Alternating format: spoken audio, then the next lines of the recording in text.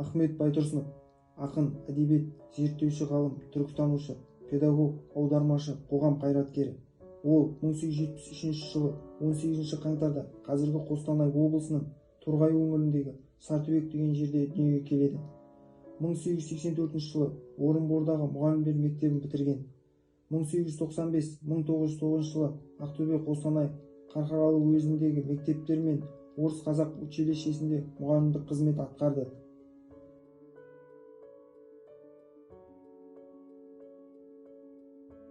Ахмет Байтұрсынов анаға хат. Қарағым, дұға қойым, қамқор анам, арнап хат жазайын деп алдым қалам.